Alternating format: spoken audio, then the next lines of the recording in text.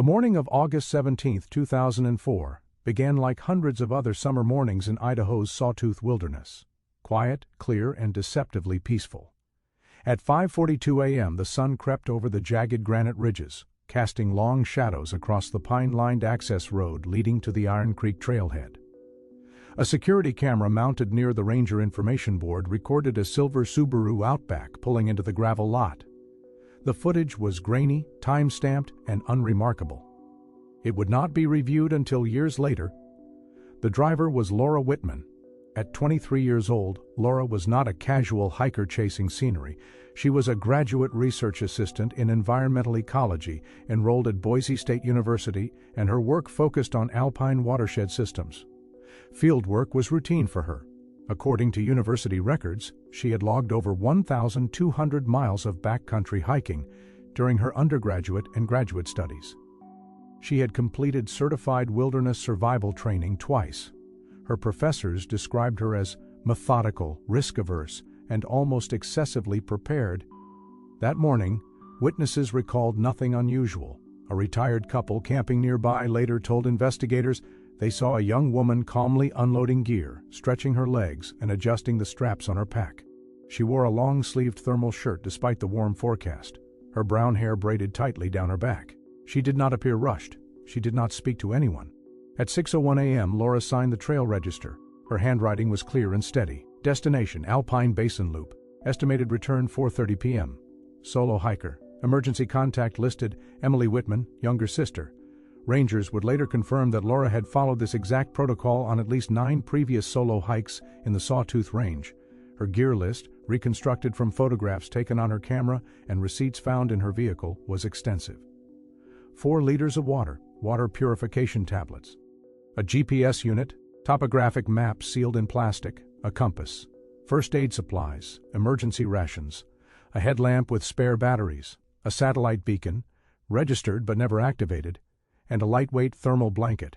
Her phone was fully charged, though service in the higher elevations was known to be unreliable. At 6:14 a.m., Laura sent a text message to her sister. Starting early. Weather looks perfect. Back before dinner. Phone records confirmed the message was delivered. It would be the last confirmed communication Laura Whitman ever sent. She locked her vehicle, adjusted her pack one final time, and started up the trail. The camera near the trailhead captured her walking past the signpost and disappearing into the trees. No one followed immediately behind her. No one appeared to watch her leave. From the outside, nothing about that morning suggested danger. No incoming storms, no wildlife warnings, no reports of suspicious activity in the area. To search and rescue teams, to investigators, and eventually to the public, Laura Whitman's disappearance would appear to fit a familiar narrative. An experienced hiker, an unforgiving wilderness, and a tragic accident waiting to happen. But what no one knew then, what the camera could not capture, what the trail register could not record, was that Laura would not return that afternoon, or the next day, or the next year. And the wilderness would not be responsible for what happened to her. Beyond the first 2 miles, the Iron Creek Trail began to change character. What started as a well-maintained forest path narrowed into a rugged ribbon of dirt and loose stone, climbing steadily toward the Alpine Basin. According to U.S. Forest Service maps, this stretch was considered moderate to difficult, not because of elevation alone, but because of the terrain's instability. Seasonal runoff frequently undermined sections of the trail, leaving shelves of fractured rock that could shift without warning. Laura Whitman knew this. Her previous field notes, later recovered from her university laptop, referenced this exact segment. She had described it as technically manageable but unforgiving to inattention. She was not someone who hurried through terrain like this. She slowed down, she observed, she adjusted.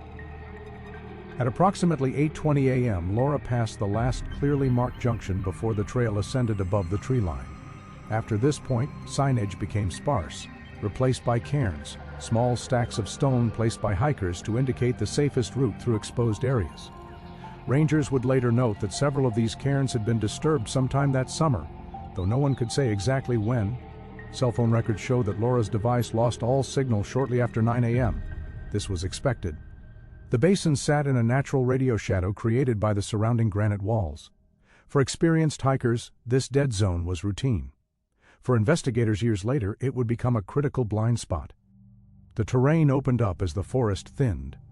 Alpine meadows gave way to scree fields, slopes of loose, angular rock left behind by retreating glaciers. Each step required attention. One misplaced foot could send stones cascading downslope, potentially pulling a hiker off balance. Falls in this area were not uncommon. Fatal falls, though rare, had occurred before. What makes Laura's case unusual is not that she entered this section of trail. It is that no confirmed trace of her exists beyond it. Search and rescue teams would later reconstruct her likely path using GPS data from similar hikes she had completed. Their conclusion was that Laura would have reached the narrow traverse above Alpine Basin Lake sometime between 10:30 and 11 a.m. This traverse ran along a steep slope with a drop of nearly 180 feet in places. The lake below was fed by glacial melt, its water cold enough to induce hypothermia in minutes. And yet, there was no disturbance, no displaced rocks, no slide marks, no broken vegetation. Helicopter footage taken days later showed the slope intact, as if no one had slipped, stumbled, or fallen. One detail, however, would stand out years later when investigators reviewed witness statements more closely. A solo hiker named Mark Delaney told rangers he had passed a woman matching Laura's description late that morning, approximately 1 mile below the basin. At the time, his account was logged and dismissed as unremarkable. Solo hikers crossed paths constantly. But in a follow-up interview conducted in 2013, Delaney mentioned something he had not emphasized before. He recalled that Laura had paused on the trail, turning her head slightly as if listening.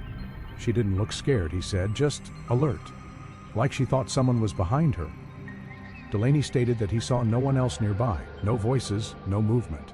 The wind that day was light. Sound carried unusually well in the open basin. Investigators would later note that Delaney's statement did not suggest a threat. There was no sign of panic, no sudden change in Laura's pace. She did not turn around fully, she did not leave the trail. If she sensed something, it did not register as danger. From an investigative standpoint, this moment would become deeply unsettling, because it suggested awareness without alarm, attention without fear, the kind of reaction someone has not to the wilderness, but to another human presence that does not yet feel wrong. By early afternoon, clouds had begun to gather over the higher peaks, though weather reports confirmed conditions remained stable. No storms, no sudden temperature drops, nothing that would explain a disappearance. By 4:30 p.m., Laura Whitman did not return to the trailhead. By sunset, her car was still there, and the trail once again gave up nothing. By 4:30 p.m., the parking lot at Iron Creek Trailhead had begun to empty.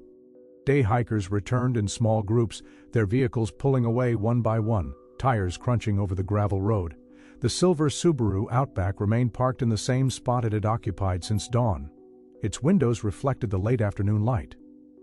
Nothing about it suggested urgency or abandonment. At 4:47 p.m., Emily Whitman sent her first follow-up text. "Did you make it back yet?" There was no response. Emily, Laura's younger sister by 3 years, later told investigators she did not feel immediate panic. Delays were common in the Sawtooths. Laura often stayed longer than planned to collect samples or document terrain changes. But by 6 p.m., as shadows stretched across the valley and temperatures began to drop, concern replaced patience.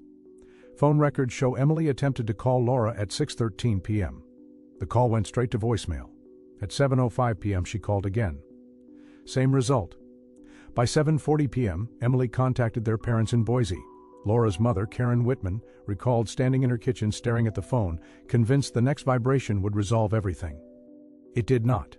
At 8:12 p.m., Emily contacted the Sawtooth National Recreation Area Ranger Station. The ranger on duty logged the call as a late hiker inquiry, not yet a missing person report. Protocol required waiting until morning unless there were signs of distress or prior medical concerns.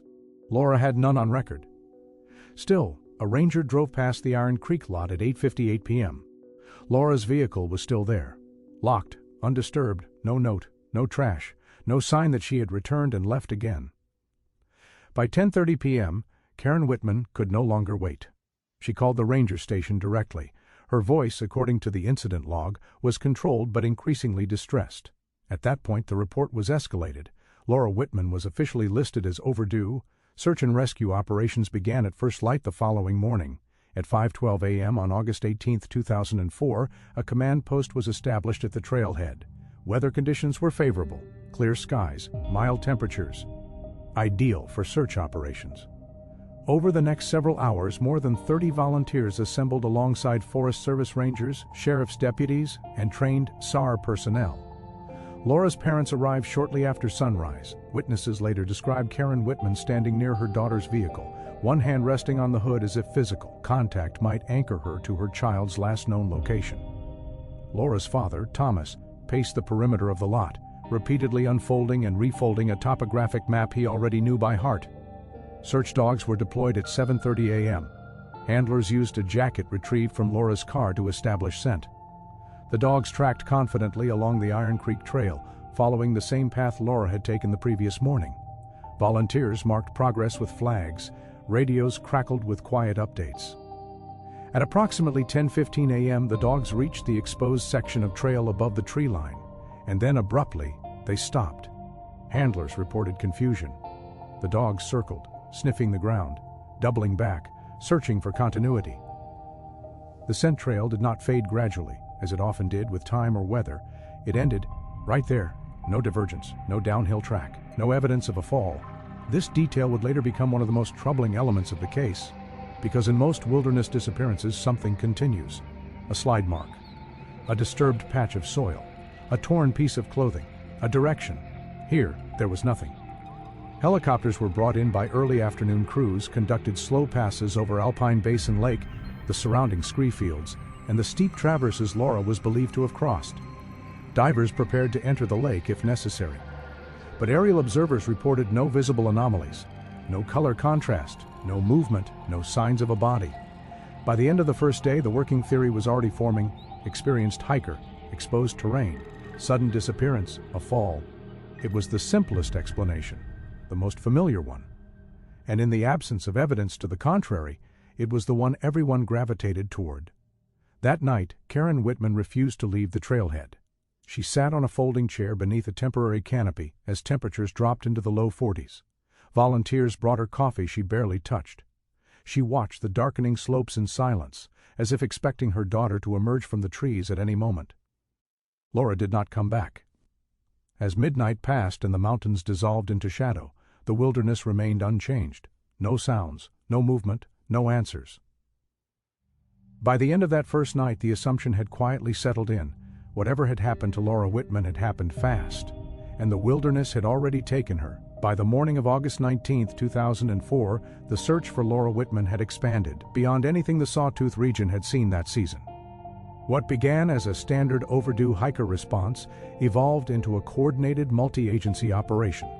The command post at Iron Creek Trailhead doubled in size overnight. Whiteboards filled with grids, weather forecasts, and handwritten notes lined the temporary tents. Radios crackled constantly, carrying clipped voices and coded updates across the mountains. Search managers divided the wilderness into sectors, each marked by elevation, exposure level, and probability assessment. Laura's experience weighed heavily in those calculations. Because she was not considered reckless, search leaders prioritized areas where even a careful hiker could encounter unavoidable danger: steep traverses, narrow ledges, and water-adjacent zones. Ground teams moved methodically. They searched not just trails but the spaces between them. Volunteers crawled along slopes on hands and knees, scanning for displaced stones or broken alpine grasses that might indicate a fall. Rangers trained in technical rescue rappelled down cliff faces that dropped hundreds of feet toward Alpine Basin Lake. Every rope placement was logged, every square meter photographed. Helicopters flew at low altitude, their pilots trained to spot irregularities in terrain that most people would overlook. Searchers later testified that the visibility was near perfect. Sunlight cut cleanly across granite and water. Shadows were sharp. Nothing was obscured by weather or smoke. If something had been there, anything unnatural, it should have been visible. It was not. By the third day, divers entered Alpine Basin Lake. The water temperature measured just above freezing, even in late summer. Visibility underwater was limited but sufficient for close-range inspection.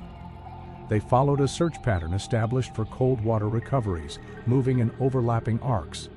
No body was found, no pack, no clothing, not even debris. The absence itself became a data point. Investigators documented every item recovered during the search. A torn piece of fabric snagged on brush was tested and ruled out. A discarded energy bar wrapper was traced to a different hiker log days earlier. Nothing belonged to Laura. Nothing suggested struggle. Nothing suggested survival. On August 21st, search dogs were redeployed, this time from a higher elevation starting point. Handlers hoped the initial scent trail had been compromised by foot traffic. The result was the same. The dogs tracked Laura's path with confidence until reaching the same exposed section of trail above the basin, and again the scent ended. According to handler notes, one dog sat down abruptly, a trained response indicating the target was no longer detectable. Another whined softly, circling before returning to the same spot. There was no downhill drift, no sign of wind carry, no indication the scent had been washed away by water. To experienced search personnel, this was unusual, but not impossible. A fall into deep water could explain it. A sudden vertical descent could disrupt scent continuity. These explanations were recorded, discussed, and ultimately accepted. By the end of the first week, over 100 individuals had participated in the search. Volunteers came from surrounding counties. Some had known Laura only through flyers posted at ranger stations. Others did not know her at all. They searched anyway. Long hours, steep ground, no reward. Karen Whitman remained at the command post every day. She spoke little. She watched maps change as sectors were marked cleared. When asked if Laura had ever mentioned alternate routes or off-trail explorations, Karen shook her head. She followed the rules, she said. She always followed the rules. That statement would later take on a different weight. On August 24th, the official status of the operation shifted. The language changed from rescue to recovery. This transition was not announced publicly, but it was reflected in internal briefings and search patterns. High-risk areas were deprioritized, resources were reassigned. The assumption, spoken quietly among professionals, was that Laura Whitman had suffered a fatal accident shortly after reaching the exposed terrain. The wilderness, vast and indifferent, had simply kept her. On August 27, 2004, active search operations were suspended. A final helicopter pass was flown at dawn. The command post was dismantled. Volunteers shook hands, exchanged tired nods, and drove away. The Iron Creek trailhead returned to silence. Laura's car remained locked, waiting. The final piece of physical evidence in the disappearance of Laura Whitman was found on August 26, 2004, 9 days after she had entered the Sawtooth Wilderness. It was discovered by a volunteer climber named Daniel Reyes, assigned to a high-risk sector along the eastern edge of the Alpine Basin Traverse. Reyes was experienced, a former mountain guide who had assisted in several recovery operations over the years. At approximately 2:18 p.m., while rappelling down a steep granite face roughly 140 feet above Alpine Basin Lake, he noticed a strip of blue nylon wedged between two rocks. The fabric was torn, not cleanly cut. Frayed edges suggested stress and sudden force. Reyes radioed the find immediately. Within an hour, a technical team secured the location and retrieved the material. The fragment measured approximately 6 inches in length and 3 inches in width. A forensic technician on site identified it as consistent with the shoulder strap material used on Laura Whitman's backpack. The color, weave, and stitching matched photographs taken from her social media posts and images stored on her digital camera. This discovery carried enormous weight. For search coordinators, it provided the first tangible confirmation that Laura had reached the most dangerous section of the trail. More importantly, it appeared to answer the central question that had plagued the operation for days: where had she gone? The prevailing interpretation was straightforward. Laura had slipped. Her pack had caught on the rock face during the fall. The force had torn the strap free as her body continued downward, either into the scree field below or into the lake itself. It was a theory that fit known patterns. Search statistics showed that in high-angle terrain, pack components were often found separated from bodies. Water recovery failures were not uncommon, particularly in glacial lakes with significant depth and low temperatures. In such conditions, remains could be preserved at the bottom indefinitely. Investigators noted that the location of the fabric fragment aligned with the scent termination point identified by search dogs. The narrative began to solidify. On August 28th, divers returned to Alpine Basin Lake for a final sweep, focusing on the area directly below the rock face where the strap fragment had been found. Once again, nothing was recovered. No body, no pack, no additional gear. This absence did not weaken the theory, it reinforced it. In the days that followed, the media coverage shifted in tone. Early headlines that asked where Laura Whitman was gave way to those that suggested what had happened to her. Local newspapers ran stories emphasizing the dangers of solo hiking. even for experienced outdoorsmen. Laura's academic credentials and careful planning were cited not as contradictions, but as tragic reminders that nature does not discriminate. One article described the sawtooths as beautiful, but merciless. Another warned readers that the mountains do not forgive mistakes. Laura's name became part of a familiar category, a cautionary tale within law enforcement and search and rescue circles. The case was quietly labeled a presumed fatal accident. No criminal investigation was opened. There was no suspect to pursue, no scene to process beyond the wilderness itself. Karen Whitman was informed of the finding that same afternoon. According to notes from the family liaison officer, she listened without interruption as the explanation was laid out. When asked if she had questions, she reportedly said only one sentence: "Are you sure that's all there is?" There was no answer to that. By early September, the official search report was finalized. Laura Whitman's status remained listed as missing, but the cause was recorded internally as probable accidental fall. The fragment of blue nylon was sealed in an evidence bag, labeled and placed into long-term storage. It would remain there untouched for nearly 8 years, and with that the wilderness was allowed to close the case. Time did what the wilderness could not. It erased urgency.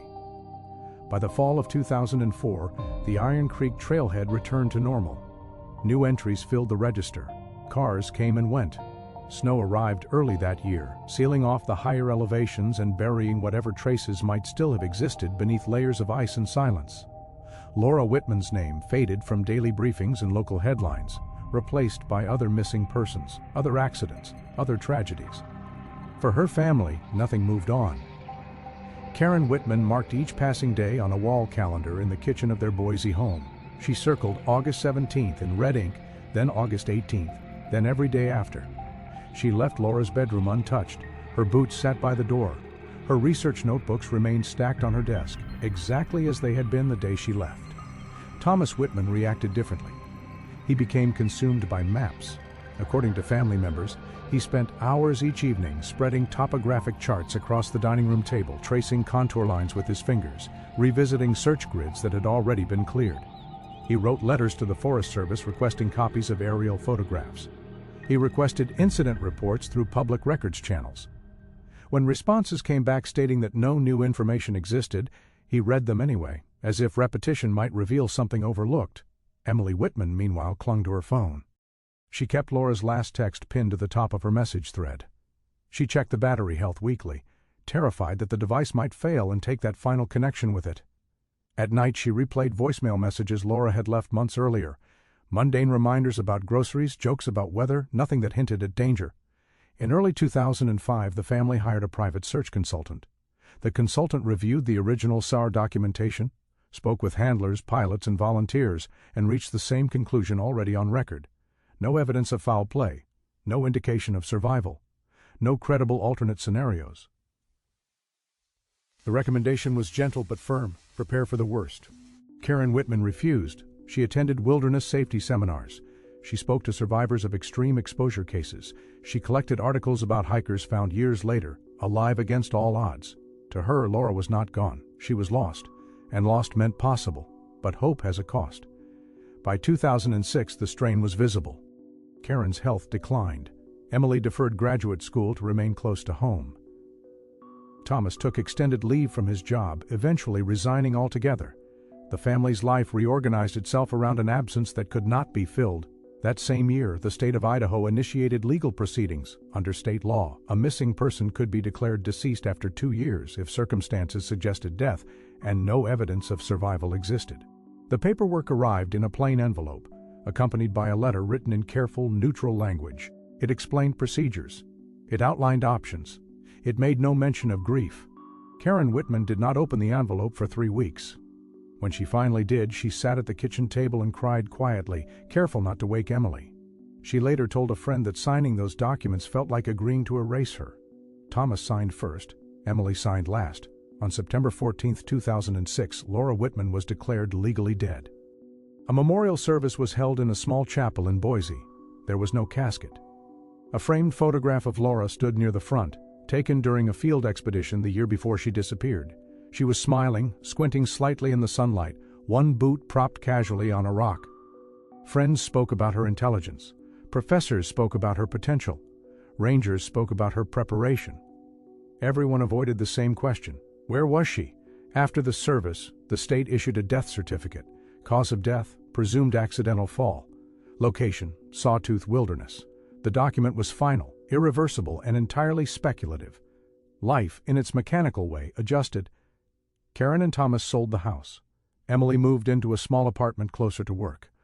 Laura's belongings were boxed and stored, then slowly distributed or donated. Her university archived her unfinished research. Her email account went dormant. By 2008, Laura Whitman existed primarily as a memory, a cautionary story told to new hikers. A case file in a county archive, a name occasionally mentioned when wilderness safety was discussed. No one searched for her anymore. No one expected answers. And if the story had ended there, it would have been no different from dozens of others, tragic, unresolved, and quietly forgotten. But it did not end there. Because while the world learned to live without Laura Whitman was still alive. On the evening of October 3, 2012, the emergency department at St. Luke's Magic Valley Medical Center in Twin Falls was operating at a familiar controlled pace. A traffic collision victim occupied one trauma bay. A child with a broken wrist waited quietly with his mother. Nothing about the night suggested that it would soon intersect with a case long presumed closed. At 7:41 p.m., a woman entered through the automatic glass doors. Security footage later reviewed by investigators showed her hesitating at the threshold, as if unsure whether she was allowed to cross it. She stood barefoot on the concrete for several seconds, her posture rigid, her arms drawn tightly across her chest. Her clothes hung loosely from her frame, layers of fabric torn, stained, and visibly worn beyond repair. Her hair fell past her shoulders in dense matted strands, obscuring much of her face. A triage nurse named Allison Grant noticed her immediately. Grant would later state that what drew her attention was not the woman's appearance alone, but her stillness. Most patients who arrived on foot showed urgency, pain, confusion, agitation. This woman did not. She simply stood there, eyes unfocused, breathing shallow, as if waiting for instruction. When Grant approached and asked if she needed help, the woman lifted her head slowly.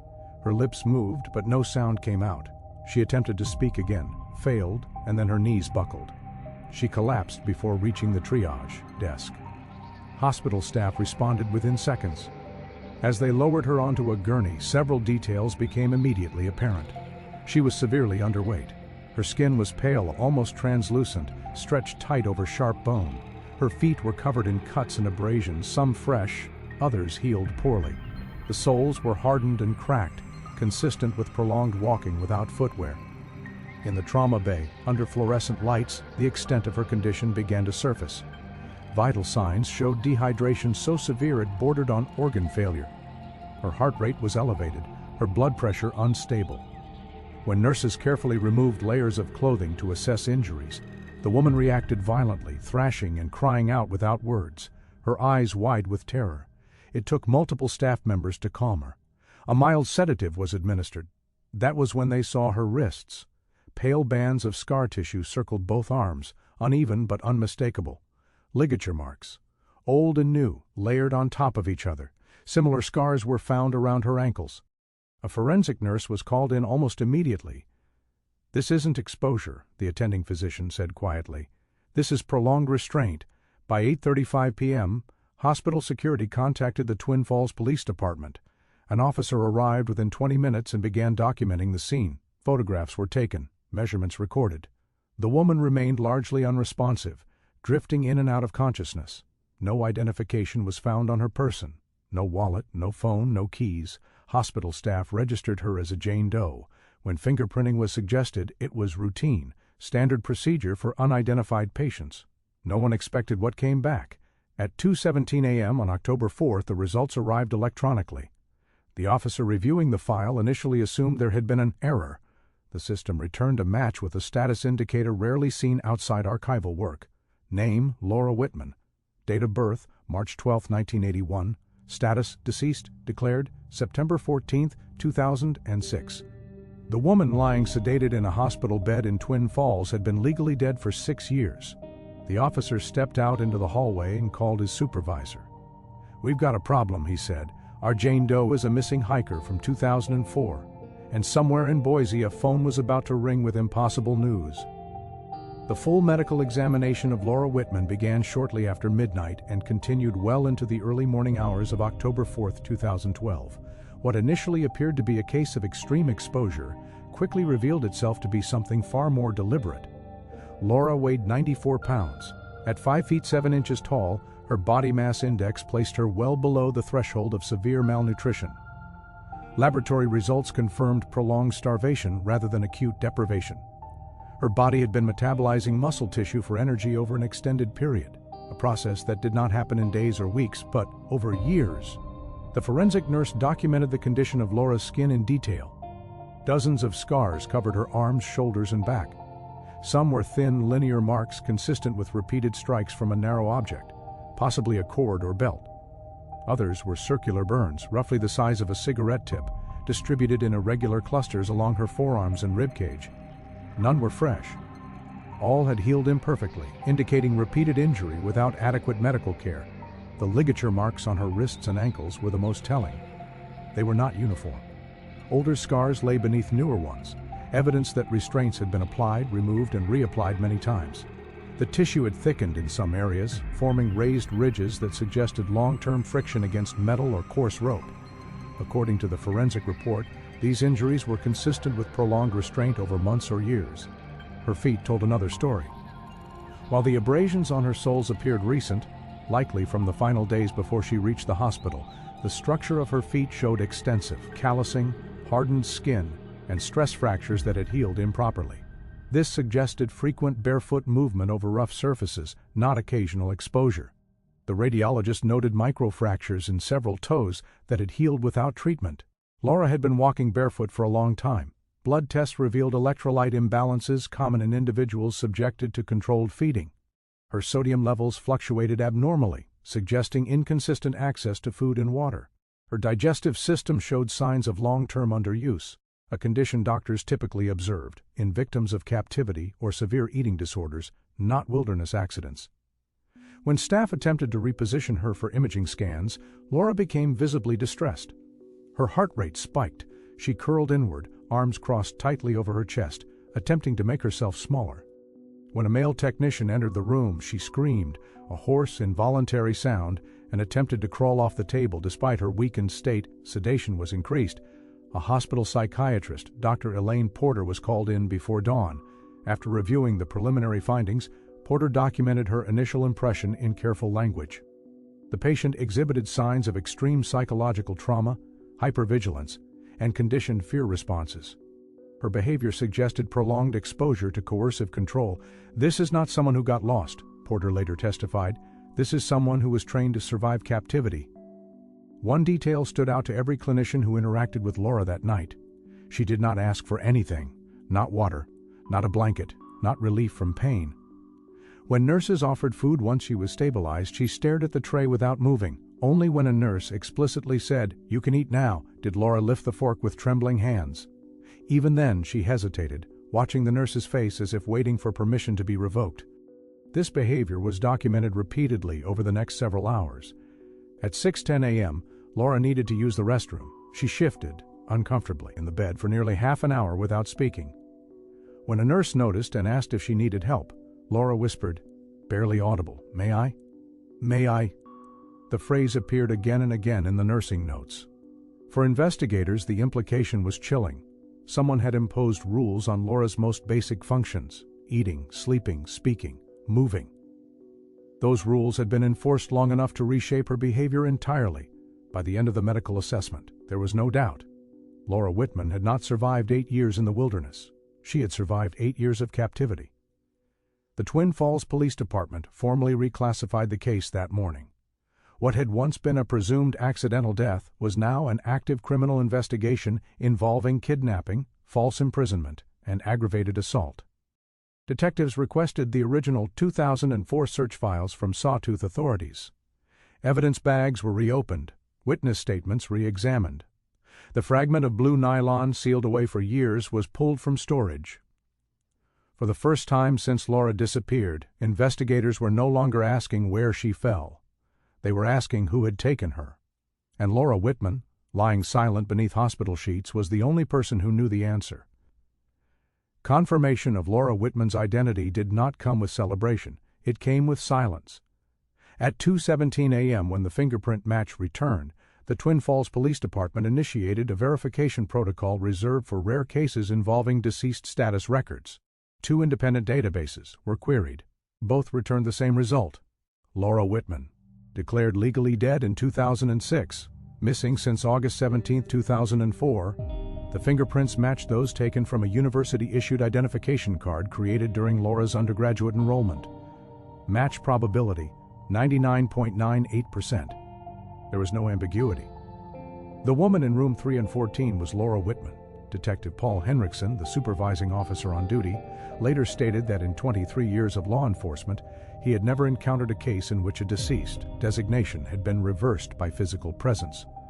"You don't prepare for that," he said. "You just stare at the screen and try to understand how the system failed this badly." By 3:05 a.m., Idaho State Police were notified. The original missing person file was pulled from county archives in Sawtooth. Dust-coated folders were scanned and transmitted electronically. Photographs from 2004, Laura smiling at the trailhead, Laura standing beside a research plot, were compared to the gaunt figure in the hospital bed. Bone structure, eye spacing, scars unrelated to captivity, everything aligned. Laura Whitman had been found. At 5:42 a.m., a family notification officer was assigned. Karen Whitman answered the phone on the 3rd ring. She would later say she almost didn't pick up. Calls before sunrise had only ever brought bad news. When the officer introduced himself and said her daughter's name, Karen reportedly corrected him. "My daughter is dead." The officer paused before responding. He explained carefully. He avoided absolutes. He asked if she was sitting down. "No," Karen said. "Tell me." When the words finally came that Laura was alive, hospitalized, and in serious condition, Karen did not cry. She did not scream. According to the call log, there was a prolonged silence, followed by a single question, "Is she hurt?" Karen and Thomas Whitman arrived at St. Luke's by mid-morning, having driven through the night from Boise. Emily arrived shortly after, flying in from Salt Lake City. Hospital security escorted them through restricted corridors to Laura's room. The woman they saw did not resemble the daughter and sister they remembered. Laura lay curled on her side, knees drawn to her chest, arms crossed tightly as if protecting herself from an unseen threat. Her hair had been cut short by medical staff to manage matting and infection risk. Her face was hollow, her cheeks sunken, her skin marked with lines that had not existed before. Karen hesitated in the doorway. It was Laura who recognized her first. Her eyes shifted slowly, unfocused at first, then widening. Her lips moved, struggling to form a sound unused for years. When she finally spoke, the word was barely audible. "Mom." Karen collapsed beside the bed for the next several hours. Laura said nothing else. She allowed her mother to hold her hand. She allowed her father to sit nearby. Emily stood at the foot of the bed, crying silently, afraid that any sudden movement might cause Laura to disappear again. Hospital staff limited visitation. Doctors explained that Laura's physical recovery would be slow. Her psychological condition was more uncertain. She was awake, responsive, but deeply withdrawn. When asked simple questions, where she had been, who had done this, she showed visible distress. Her breathing became shallow. Her eyes darted to the door. She did not answer. A forensic psychologist, Dr. Elaine Porter, advised investigators to wait. Trauma of this magnitude, she explained, fractured memory and speech. Forcing recollection too soon could re-traumatize the patient and compromise testimony later, detectives agreed. For now, Laura Whitman was no longer a mystery to be solved. She was a witness who had survived something no one had known to look for, and somewhere, very likely much closer than anyone suspected, the people responsible for her disappearance were still living ordinary lives, unaware that a case buried in the wilderness had just come back to life. In the days following Laura Whitman's identification, investigators learned that the most disturbing evidence of what had happened to her was not found in scars or medical charts. It revealed itself quietly, in routine moments that no one initially thought to document. Laura did not initiate actions. When nurses entered her room, she waited for instruction before moving. If a glass of water was placed on the bedside table, she did not reach for it until told she could. When asked if she was comfortable, she did not answer directly. She watched faces. She waited. On the second day of hospitalization, a nurse recorded an observation that would later be quoted repeatedly in psychological assessments. Laura had been awake for nearly 3 hours without changing position. Her bladder was visibly distended. She showed signs of discomfort, shallow breathing, rigid posture, but made no request. Only after the nurse said, "You can use the restroom if you need to," did Laura whisper, "Thank you," and attempt to stand. Even then, she waited. Dr. Elaine Porter began formal evaluations on the 3rd day. She did not conduct interviews in the traditional sense. Instead, she observed. She watched how Laura reacted to footsteps in the hallway. She noted how Laura positioned herself so that she could see the door at all times. She paid attention to what happened when male voices were audible nearby. The reactions were immediate and involuntary. Laura's heart rate spiked whenever a man entered the room unexpectedly. She recoiled from direct eye contact. At one point, when a male orderly attempted to adjust her fore without announcing himself, Laura screamed and tried to crawl beneath the bed, despite her physical weakness. These were not conscious choices. According to Dr. Porter's notes, Laura exhibited deeply ingrained compliance behaviors consistent with long-term coercive conditioning. The fear responses were automatic, bypassing rational thought. Her nervous system behaved as if escape was still impossible. The most telling behavior emerged during meals. Hospital staff initially assumed Laura's reluctance to eat was the result of trauma or nausea, but patterns emerged. She did not refuse food. She waited, sometimes for hours. When asked why she had not eaten, she responded with confusion, as if the question itself did not make sense. "I wasn't told," she said once. That sentence altered the direction of the investigation. Porter documented that Laura's behavior aligned with what psychologists refer to as rule-based captivity conditioning. In such cases, victims survive by adhering strictly to imposed rules governing speech, movement, eating, sleep, and even breathing. Over time, these rules become internalized to the point that violating them feels life-threatening, even in the absence of the captor. In Laura's case, the conditioning appeared extreme. She asked permission to sit up, permission to lie down, permission to drink water. When Porter told her she did not need to ask, Laura became visibly distressed. Her breathing accelerated. She shook her head. "I don't want to do it wrong," she said. From a forensic standpoint, this was critical. Accidental wilderness survival did not produce this behavior. Neither did short-term abduction. The depth of conditioning suggested years of enforced compliance, reinforced through punishment. Each rule had likely been broken at some point, and each violation had carried consequences severe enough to rewire her responses. Investigators began reviewing the original search timeline with new eyes. If Laura had been taken, it would have occurred during a window of less than 2 hours, between her last confirmed sighting and the time search dogs lost her scent. Whoever intercepted her would have needed familiarity with the terrain. They would have needed privacy, control, and confidence that no one would intervene. This reframed everything. Laura had not vanished into the wilderness. She had been removed from it. Dr. Porter advised detectives to delay direct questioning until Laura demonstrated greater psychological stability. "If you push too soon," she warned, "she will retreat inward." Compliance kept her alive. Silence may still feel safer than truth. For now, investigators focused on observation, and every quiet moment inside that hospital room told the same story. Someone had not only taken Laura Whitman, they had dismantled her sense of autonomy piece by piece, until asking permission became the only way she knew how to exist. By the end of the first week, Laura Whitman's case had quietly shifted from medical crisis to forensic reconstruction. Dr. Elaine Porter was joined by 2 additional consultants, one specializing in trauma-induced behavioral conditioning, the other in long-term captivity and coercive control. Together, they reviewed Laura's medical file, nursing notes, and hours of recorded observations. What they produced was not a diagnosis in the traditional sense, but a timeline. It was not based on dates or locations. It was based on damage. Porter explained her findings to investigators during a closed briefing held in a conference room adjacent to the hospital's administrative wing. The blinds were drawn, phones were silenced. What she described was unsettling in its precision. Behavioral conditioning of the depth observed in Laura did not develop quickly. It required repetition, reinforcement, punishment applied consistently enough that the brain abandoned resistance as a survival strategy. "This level of compliance doesn't form in weeks," Porter said. "It doesn't even form in months." She pointed to specific behaviors. Laura's inability to initiate basic actions, her distress when rules were removed rather than enforced, her reflexive fear response to male voices, her hyper-awareness of doorways and exits.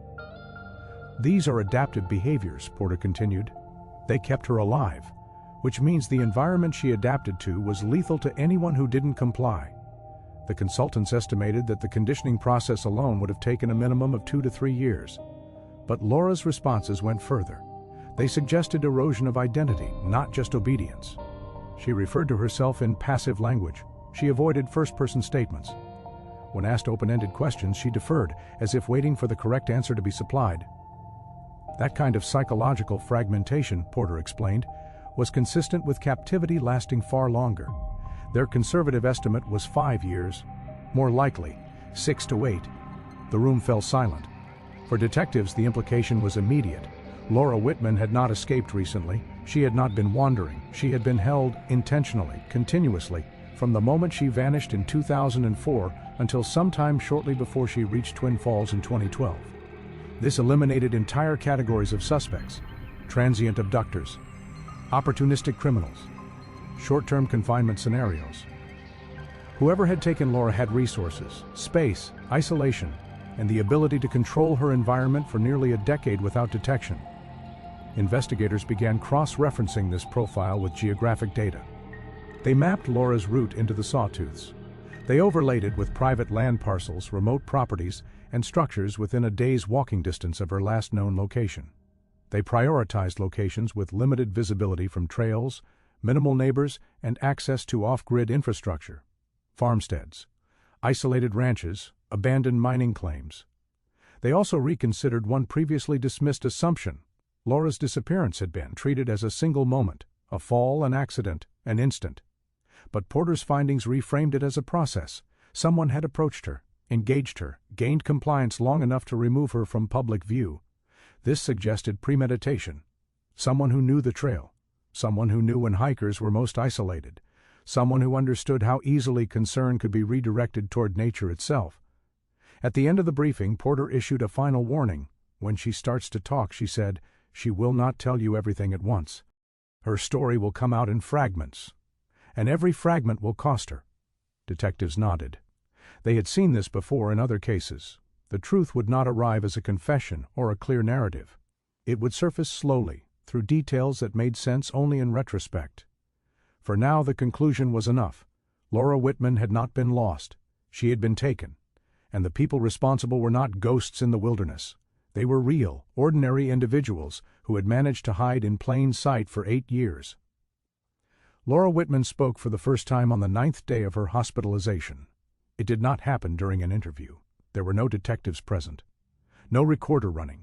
It occurred during an ordinary afternoon shift change, in a moment so unremarkable that it almost went undocumented. Dr. Elaine Porter was seated in the chair near the window, not facing Laura directly. For several days, she had avoided direct questioning, choosing instead to normalize silence. She read quietly from a paperback book, occasionally glancing up but never pressing for interaction. The room was calm. The door was closed. A nurse had recently left a glass of water on the bedside table. For nearly 20 minutes, Laura did not move. Then, without lifting her eyes, she spoke, "May I have water?" Her voice was thin and strained, unused but deliberate. The sentence was complete, structured. It was the first time she had initiated a request without prompting. Porter did not answer immediately. She noted the posture. Laura's shoulders were tense. Her hands were clasped tightly together, knuckles white, as if bracing for a consequence. This was not a casual request, it was a test.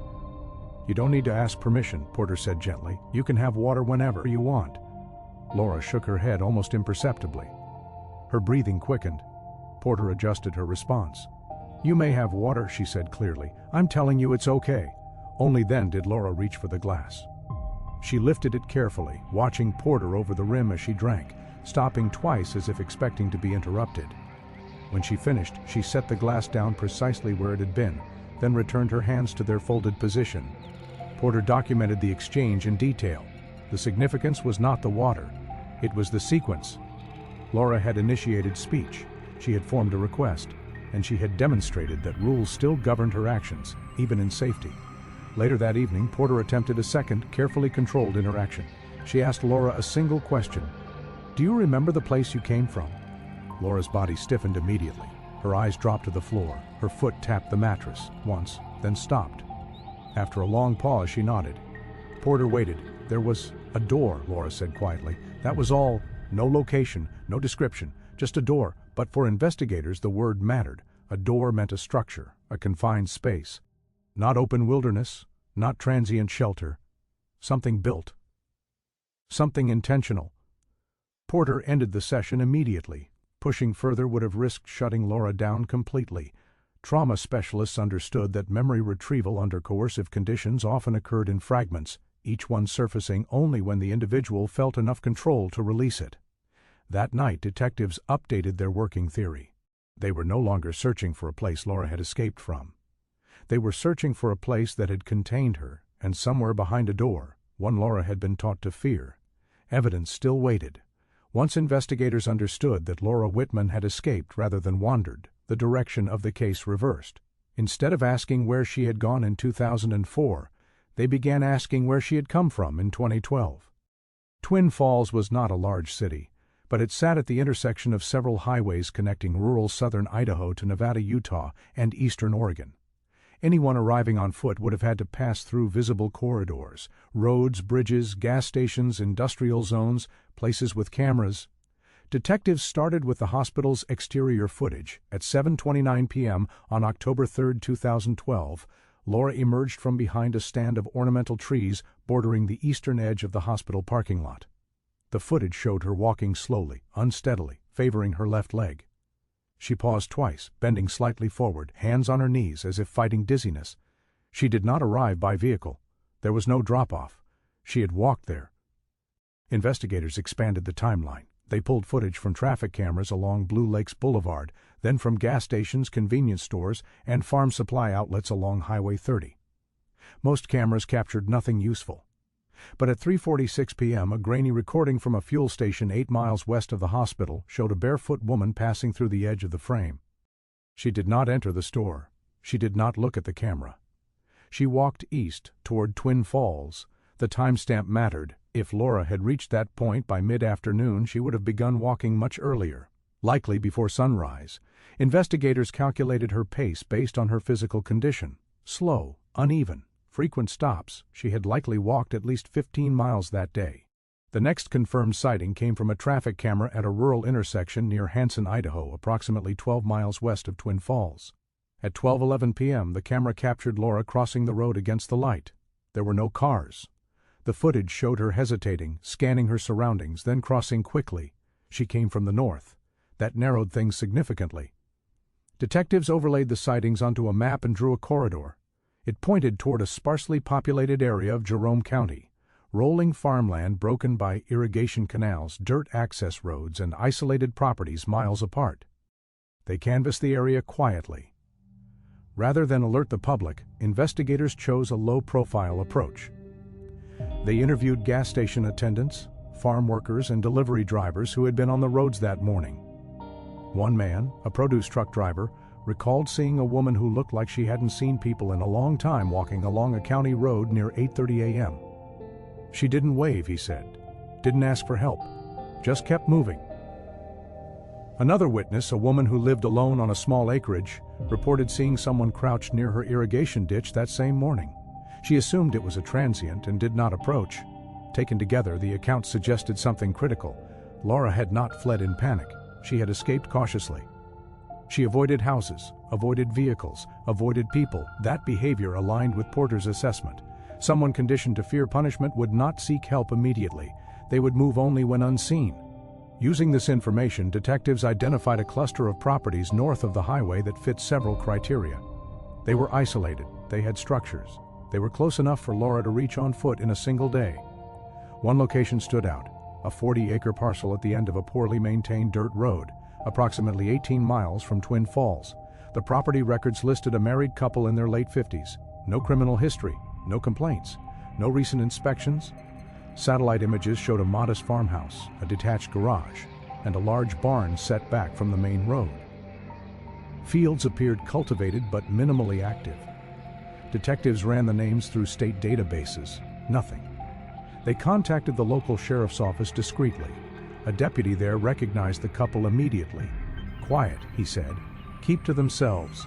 Sell produce at local markets sometimes. Never any trouble.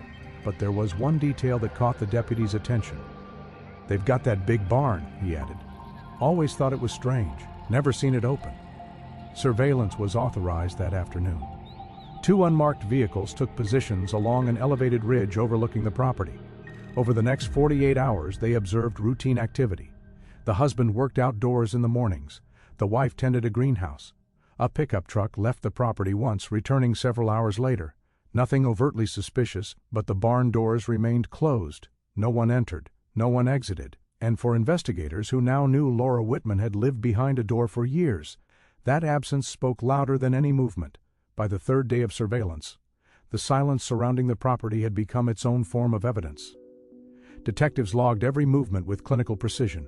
The time the husband stepped out onto the porch, the duration of his work in the fields, the exact moment the pickup truck disappeared down the dirt road and returned hours later. Everything was ordinary, predictable. And yet one pattern never changed. No one went into the barn. Not once. The structure sat at the far edge of the property, large enough to store heavy equipment, livestock, or harvested crops. But none of those uses matched what investigators observed. No tractors, no feed deliveries, no signs of animals. The barn existed, sealed and untouched, like a boundary rather than a workspace. Detective Henriksen reviewed the surveillance photos late on the evening of October 8th. He compared them to satellite imagery, property records, and Laura Whitman's projected escape route. The alignment was too clean to ignore. 18 miles. That was the distance Laura would have had to walk to reach Twin Falls. It matched her physical condition. It matched the camera sightings. It matched the timeline. It also meant something else. She had not escaped in the middle of the night. She had escaped during daylight, which meant whoever had held her believed she could not get far. Believed she would be too afraid, too conditioned, too controlled to try. That belief had been wrong. Henriksen met with the county prosecutor the following morning. He did not present a dramatic argument. He did not exaggerate. He laid out facts. A woman missing since 2004, declared dead, found alive with injuries consistent with prolonged captivity. A behavioral profile indicating years of confinement behind a door. A mapped escape route leading directly away from a single isolated property. A structure on that property that no one appeared to use. The prosecutor listened without interruption. "What do you want?" she asked when he finished. "A warrant," Henriksen said, "for the barn and any subterranean structures." There was a pause. The evidence was circumstantial. No eyewitnesses, no confession, no direct link yet between Laura Whitman and the property's owners. But the alternative was unthinkable. If they were wrong, they would invade the privacy of 2 private citizens. If they were right, a crime spanning nearly a decade had been hiding in plain sight. The warrant was approved at 4:17 p.m. Execution was scheduled for dawn. Law enforcement chose the timing carefully. Early morning minimized risk. Fatigue increased compliance. Darkness provided cover. 12 officers were assigned, along with forensic technicians and a structural engineer. No sirens, no marked vehicles. They arrived at the dirt road just before first light, engines idling as the sky began to pale. Frost clung to the fields. The farmhouse sat quiet, windows dark. Smoke rose faintly from the chimney. Someone was awake. Henriksen watched the barn from the passenger seat as officers moved into position. Its doors were padlocked, heavy chain wrapped through steel brackets, secured with an industrial-grade lock, a detail that made his jaw tighten. You don't lock an empty building that way. At 5:42 a.m., the signal was given. The knock on the farmhouse door echoed across the property. And behind the barn, behind whatever that door led to, the truth waited, sealed away, counting time in darkness. The farmhouse door opened slowly. The man standing there appeared confused but not frightened. He wore work pants and a flannel shirt, a coffee mug still warm in his hand. Behind him, the interior of the house looked ordinary, clean, lived in, unremarkable. When officers identified themselves and presented the warrant, he did not argue. He stepped aside without protest. His wife emerged from the hallway moments later, already dressed. She asked what this was about. Her voice was calm, curious, almost rehearsed. Both were escorted outside and seated separately near patrol vehicles. They did not look at the barn.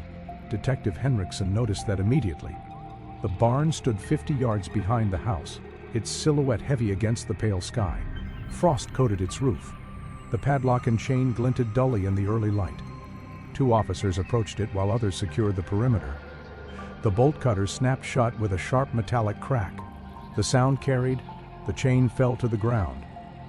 When the barn doors were pulled open, the smell came first. Stale air, damp earth, something organic and long contained. Flashlight swept across the interior.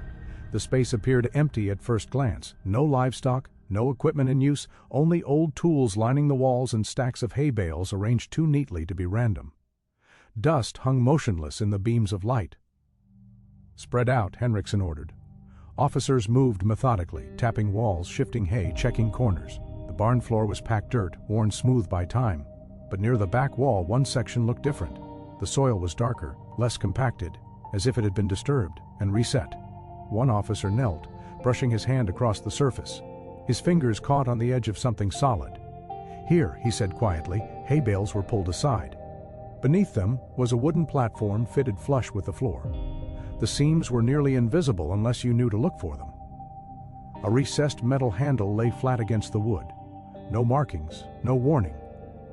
Henriksen stepped forward. "Open it." The platform lifted on heavy hinges, releasing another wave of air, colder, fouler. Flashlights angled downward, revealing concrete steps descending into darkness. No one spoke. The cellar was 10 feet by 10 feet, reinforced with steel-lined walls. The ceiling was low. There were no windows. A single ventilation pipe ran upward, disappearing into the barn above.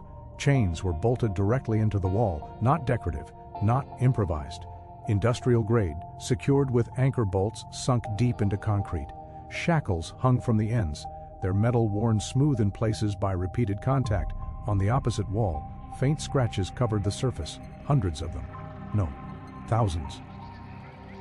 Short vertical lines, unevenly spaced, carved into the steel with something sharp.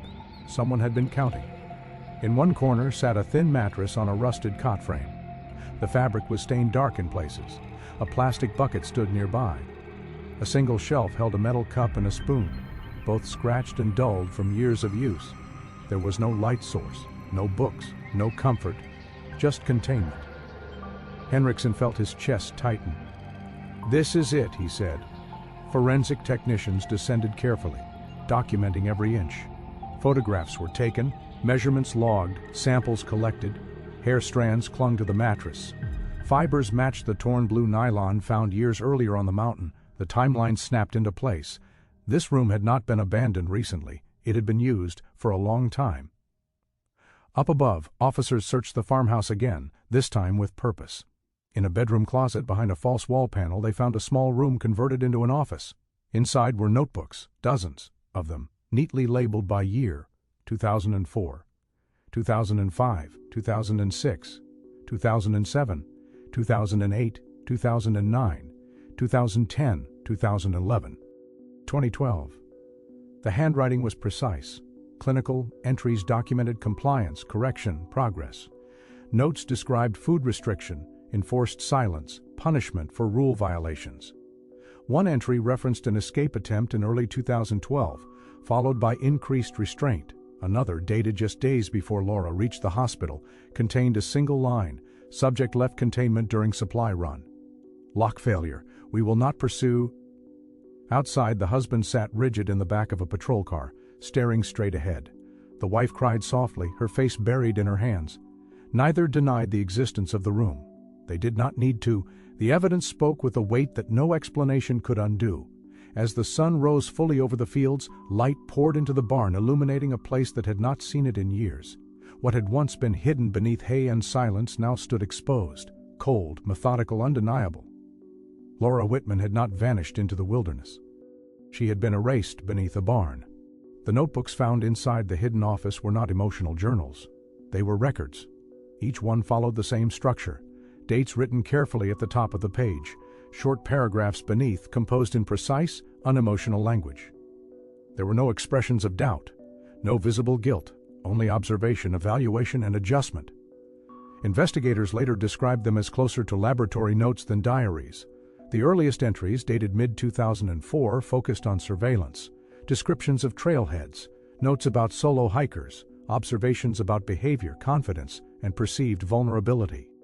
Laura Whitman's name appeared multiple times, always accompanied by the same phrase: high independence, strong will, suitable candidate. The language was chilling in its detachment. The couple did not describe Laura as a person, they described her as a subject. Later entries documented what they referred to as Phase 1. Isolation, sensory deprivation, removal of personal identity.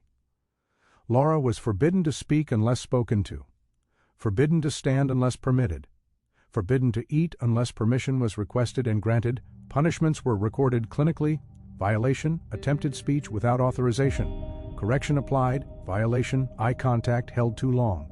Correction applied. Nowhere did the writers specify what those corrections were. The physical evidence had already done that.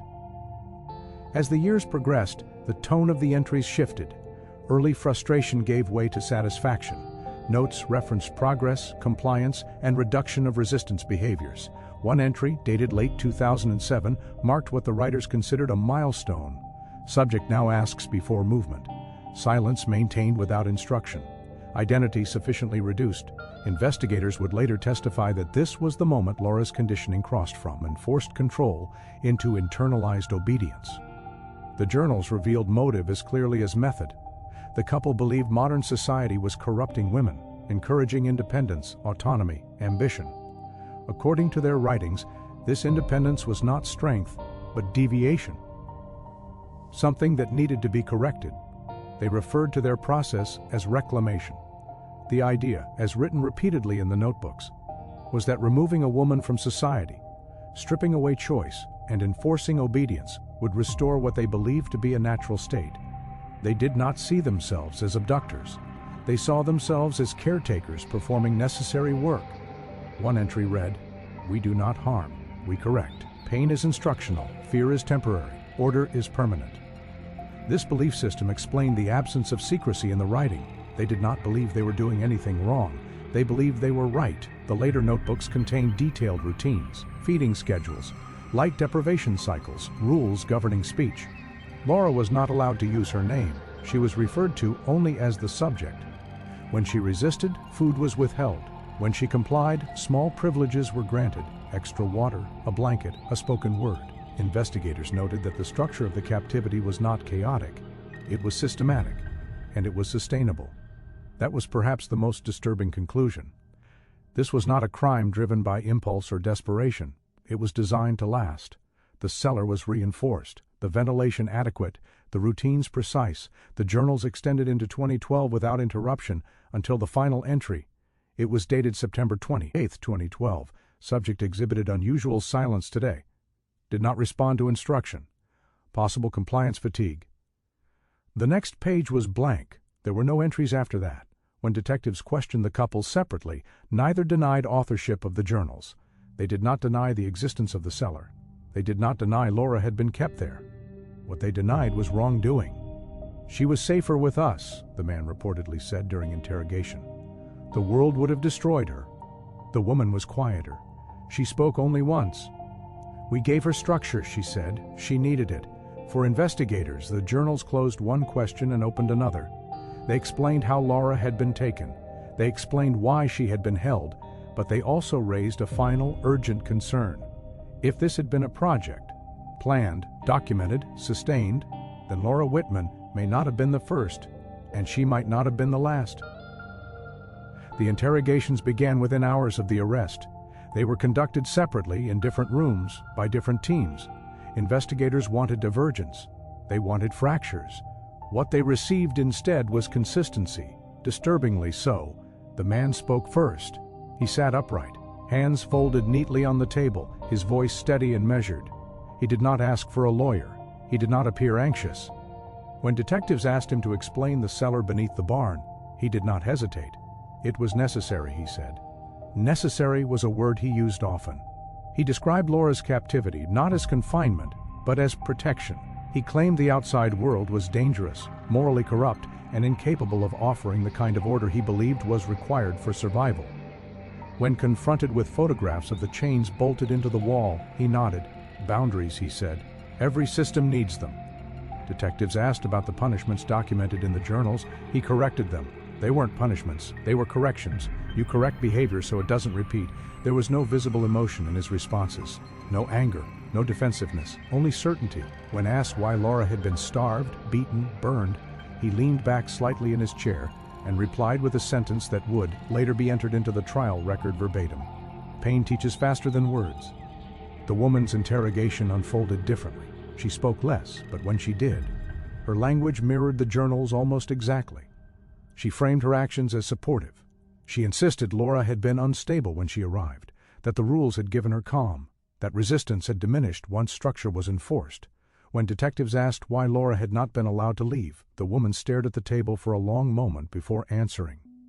She wasn't ready. That phrase, wasn't ready, would become central to the prosecution's case because it implied intent without end. Laura had not been held until recovery or safety or rehabilitation. She had been held until someone else decided she was complete. And that decision, according to the journals, had never been made.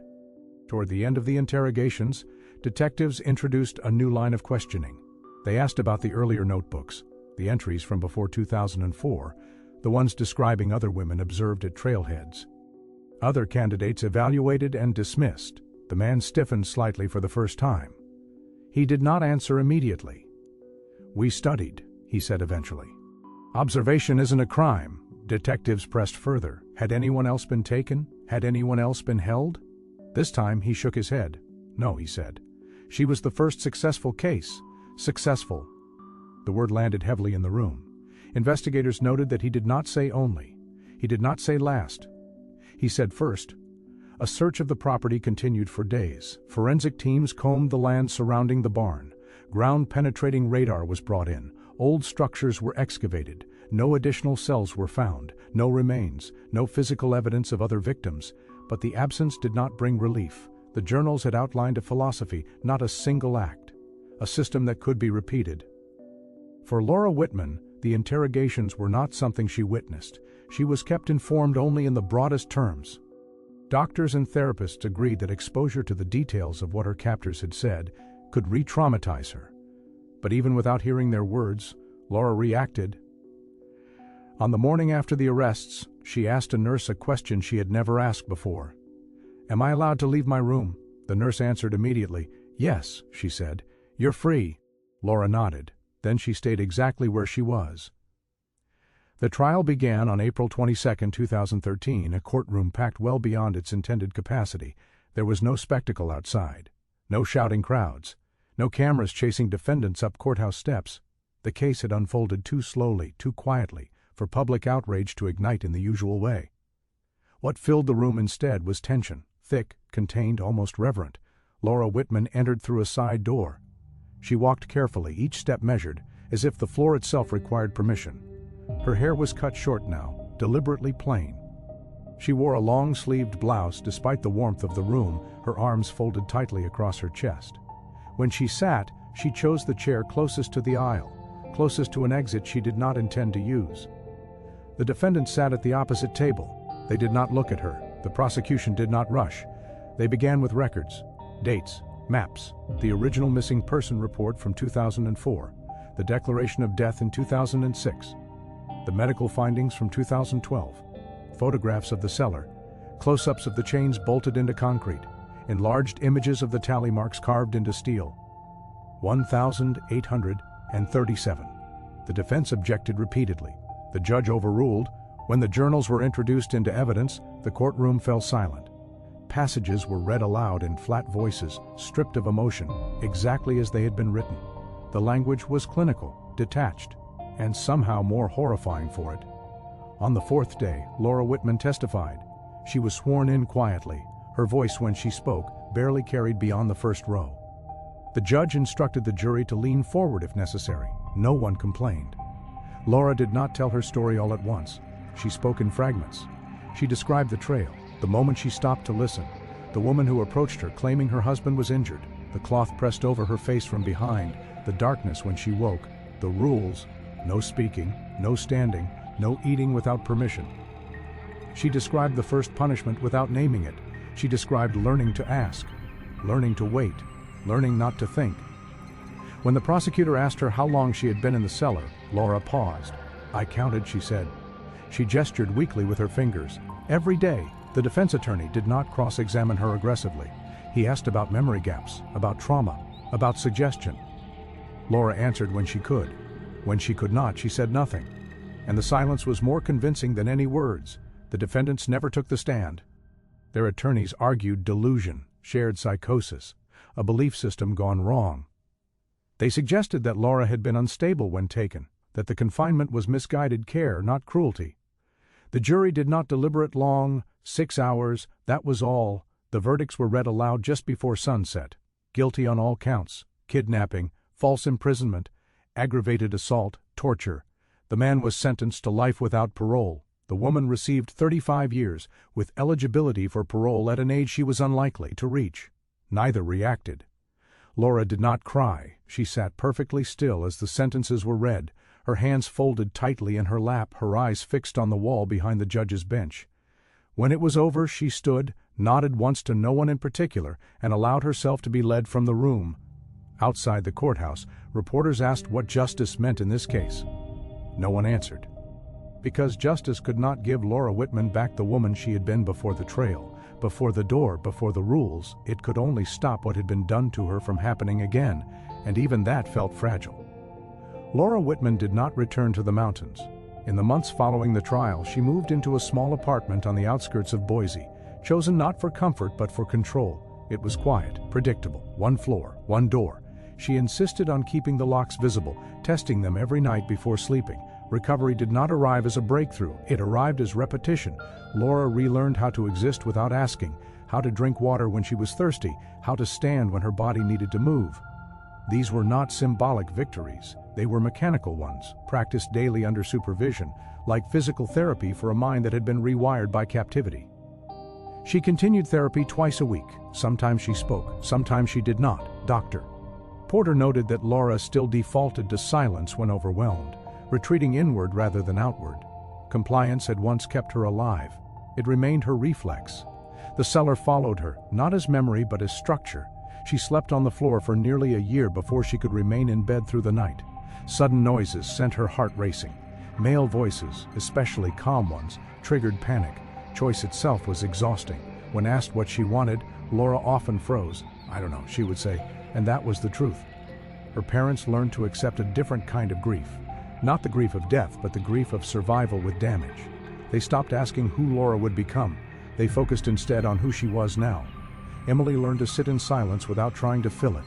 The world, meanwhile, simplified the story. Headlines called Laura the woman who survived.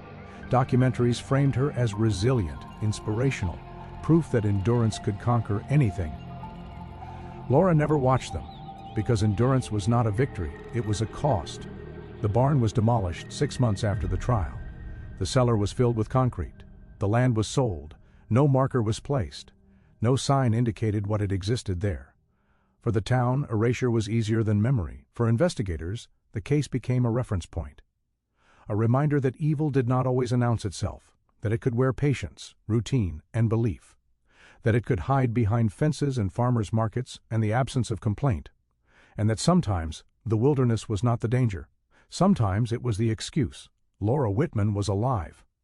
But the woman who had signed the trail register in 2004, confident, independent, unafraid, never returned. In her place was someone quieter, slower, someone who measured freedom carefully, as if it could be taken away again without warning.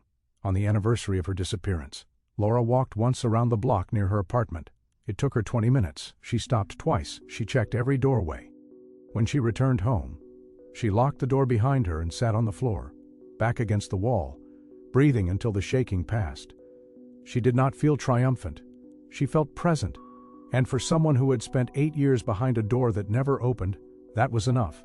Because survival is not the absence of fear, it is learning to live with it. And the most terrifying truth uncovered by this case was not what was done to Laura Whitman, but how easily it happened, how long it lasted, and how quietly the world accepted the wrong explanation, until a woman declared dead walked back into it.